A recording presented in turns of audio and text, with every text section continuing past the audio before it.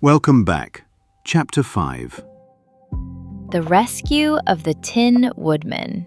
And this one opens with a strange sound. A groan, coming from somewhere in the forest.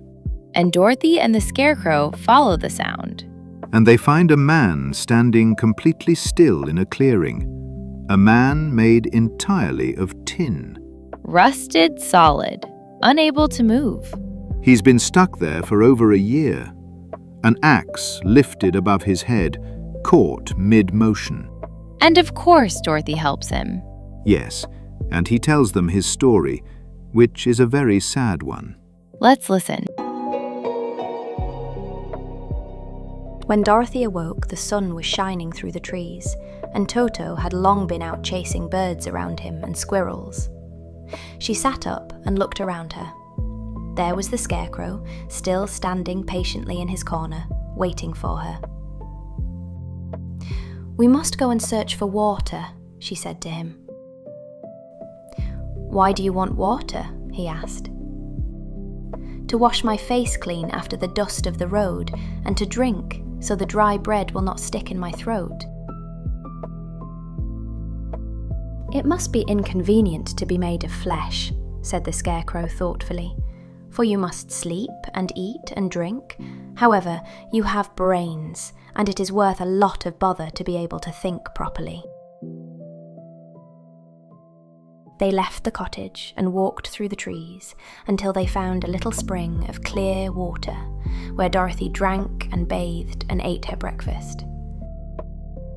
She saw there was not much bread left in the basket, and the girl was thankful the Scarecrow did not have to eat anything, for there was scarcely enough for herself and Toto for the day. When she had finished her meal and was about to go back to the road of yellow brick, she was startled to hear a deep groan nearby. "What was that?" she asked, timidly. "I cannot imagine," replied the Scarecrow, "but we can go and see." Just then another groan reached their ears, and the sound seemed to come from behind them. They turned and walked through the forest a few steps when Dorothy discovered something shining in a ray of sunshine that fell between the trees. She ran to the place and then stopped short with a little cry of surprise.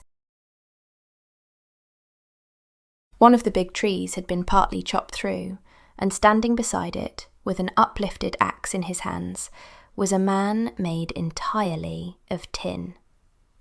His head and arms and legs were jointed upon his body, but he stood perfectly motionless, as if he could not stir at all. Dorothy looked at him in amazement, and so did the Scarecrow, while Toto barked sharply and made a snap at the tin legs, which hurt his teeth. "Did you groan?" asked Dorothy. "Yes," answered the Tin Man, "I did. I've been groaning for more than a year, and no one has ever heard me before, or come to help me." "What can I do for you?" she inquired softly, for she was moved by the sad voice in which the man spoke. "Get an oil can and oil my joints," he answered. "They are rusted so badly that I cannot move them at all. If I am well oiled, I shall soon be all right again. You will find an oil can on a shelf in my cottage." Dorothy at once ran back to the cottage and found the oil can, and then she returned and asked anxiously, "Where are your joints?" "Oil my neck first," replied the Tin Woodman.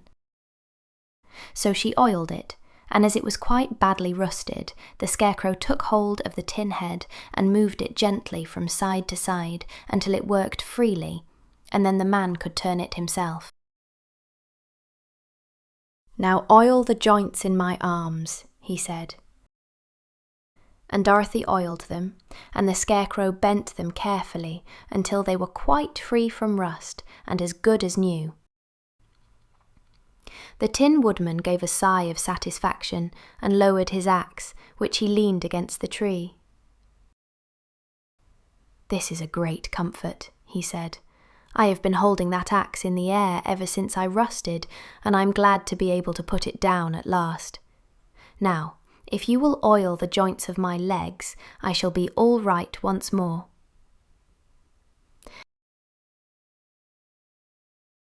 So they oiled his legs until he could move them freely, and he thanked them again and again for his release, for he seemed a very polite creature and very grateful. "I might have stood there always if you had not come along," he said, "so you have certainly saved my life. How did you happen to be here?" "We are on our way to the Emerald City to see the Great Oz," she answered, "and we stopped at your cottage to pass the night." "Why do you wish to see Oz?" he asked.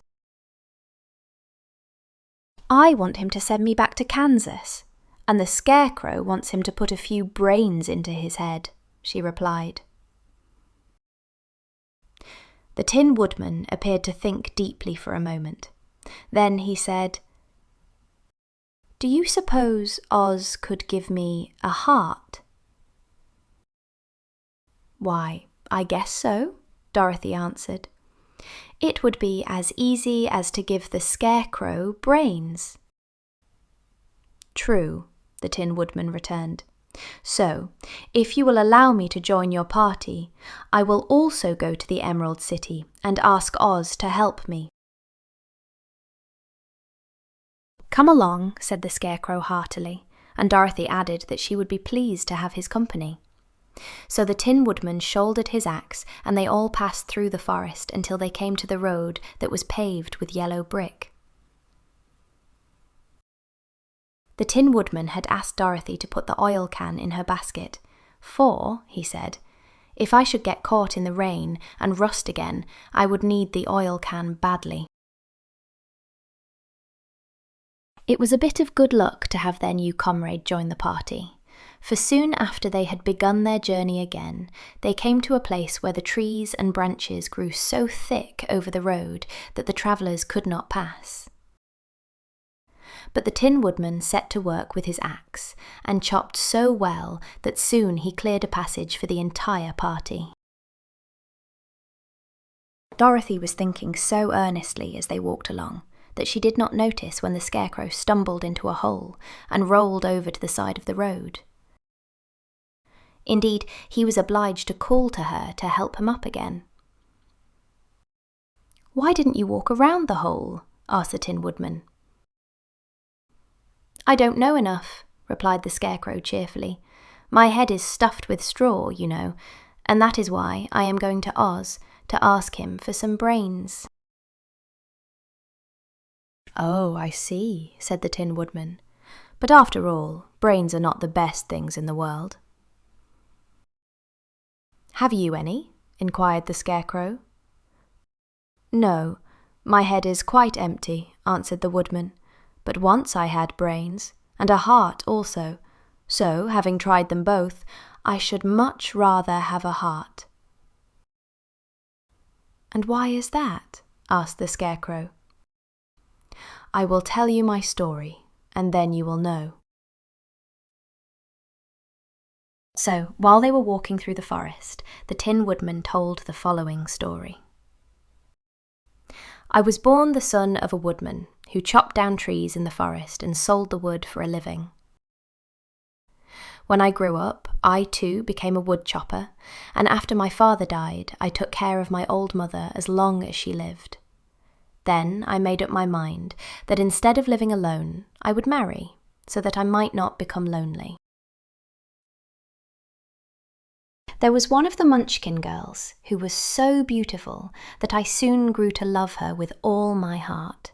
She, on her part, promised to marry me as soon as I could earn enough money to build a better house for her, so I set to work harder than ever. But the girl lived with an old woman who did not want her to marry anyone, for she was so lazy she wished the girl to remain with her and do the cooking and the housework.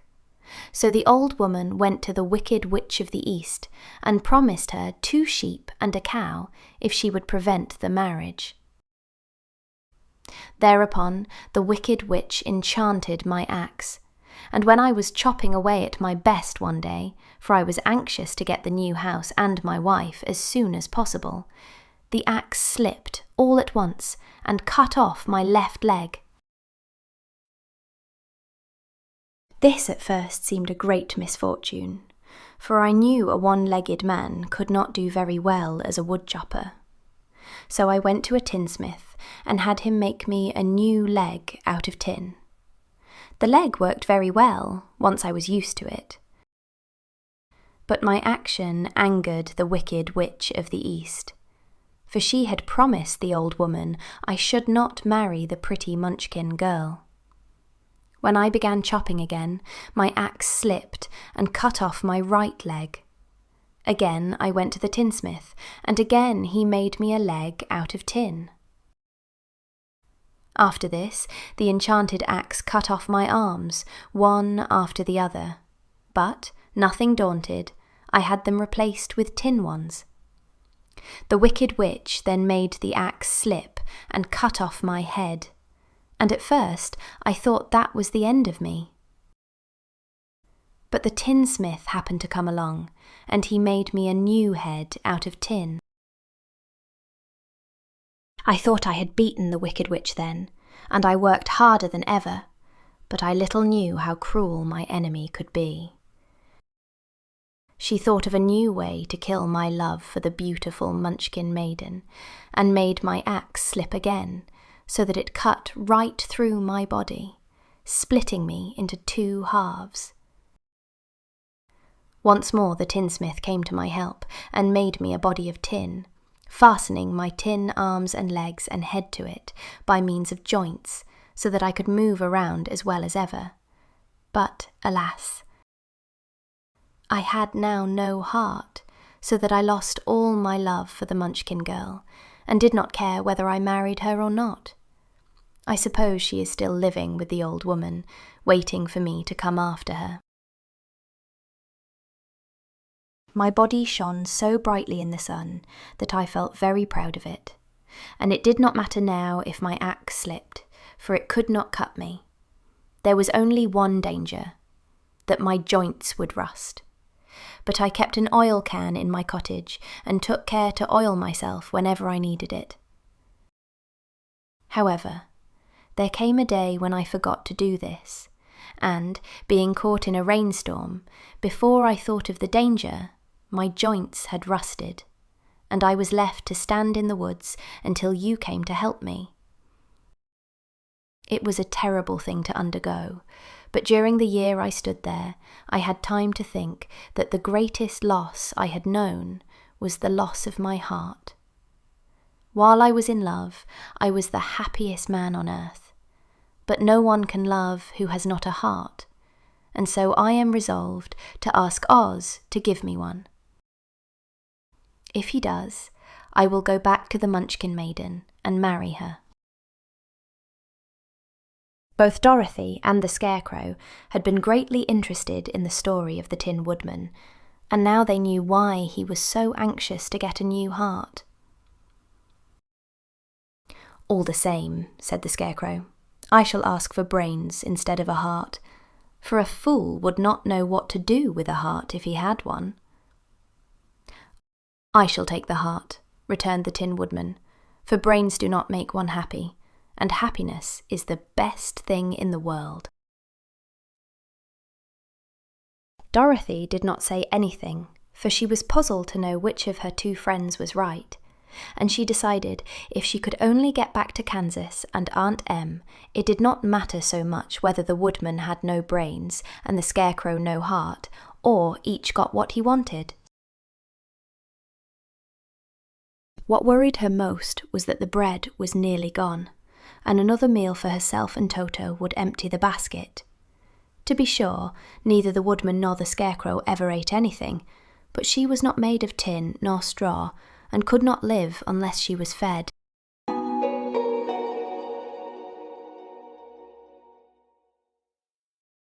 That's a lot to absorb in one chapter. It starts simple. A groan, a man of tin stuck in the forest. Dorothy finds an oil can and frees him. And then his story is anything but simple. He was a real man, in love with a Munchkin girl, and the Wicked Witch of the East cursed his axe. Piece by piece, his body was replaced with tin, until nothing was left of who he was. It's a dark fairy tale, hiding inside a children's book. And it all comes down to one thing. He lost his heart, so he couldn't love her anymore. And now he joins Dorothy and the Scarecrow, walking to see the wizard. Okay, let's do some questions. First question. What has kept the Tin Woodman frozen in place in the clearing? Number 1. A sleeping spell from the Wicked Witch of the East. Number 2. His joints have rusted solid from a rainstorm and he has no oil. Number 3. The roots of a tree have grown up around his feet. Think about it. Which one?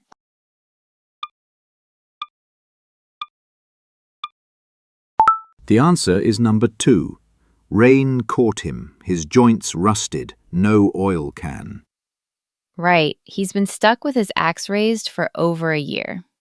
Second question. How was the Tin Woodman originally turned from flesh into tin? Number 1. The Wicked Witch of the East bewitched his axe so it cut him piece by piece, and each part was replaced with tin. Number 2. He was born half man and half tin. Number 3. A wizard experimented on him in the Emerald City. Think about it.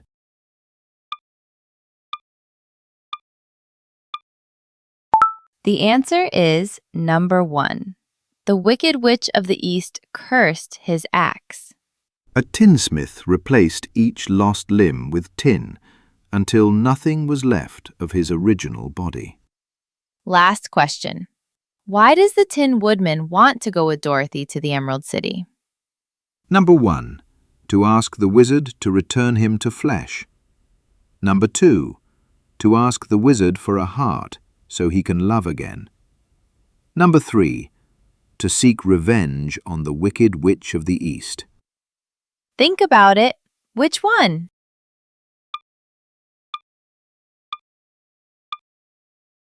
The answer is number 2.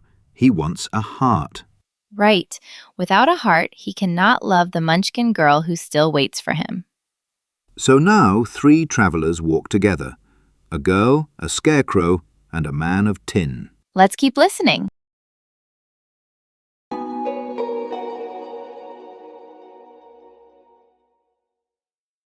Thanks for watching. If you enjoyed this video, hit the like and subscribe button and consider leaving a comment. It really helps us grow our channel. See you next time.